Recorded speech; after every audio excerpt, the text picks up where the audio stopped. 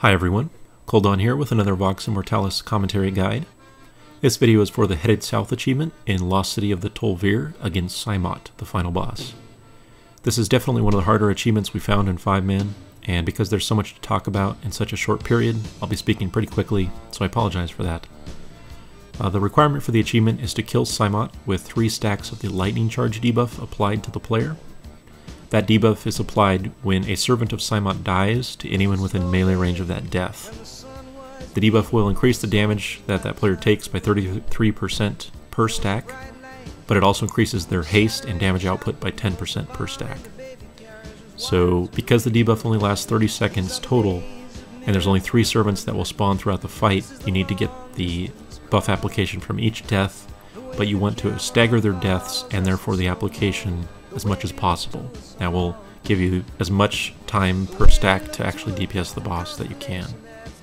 Throughout the first phase, even though Saimot has a 90% reduction shield, you still want to have DPS focus on him solely.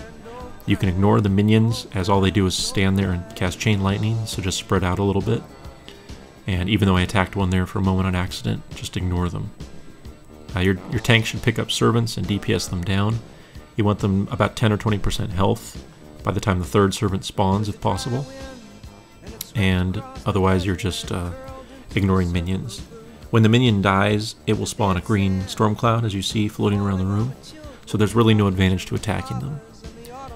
We also used 2 healers, I should mention, because we found that stability was really the key for the second phase, rather than DPS. And especially if you want your entire group to get the achievement, then make sure you use 2 healers to offer stability. Once that 3rd servant dies, or spawns, you should mark it with a raid mark so you can distinguish it, and then your DPS should focus on killing the next minion that spawns. So if you look in the back, they're actually attacking that minion. That's the only one they kill. The reason for that is when we stack up to get the first stack of lightning charge, we don't want a minion chain lightning us to death. So the tank will focus that 3rd servant that's marked, and then you wait for that minion to die and wait for a swirly white effect on the ground. Once that white effect goes off, which it just did to the left, then you stack up and you focus the skull. The reason you wait for the white swirl is because that will knock players into the air, and you don't want it to cast underneath your stack because it can knock you away when lightning charge is being applied. So once you have that first stack and that 3rd servant that spawned actually dies, it triggers the second phase. It's irrelevant if the other 2 servants die or not. It's only that 3rd spawn that actually triggers the phase.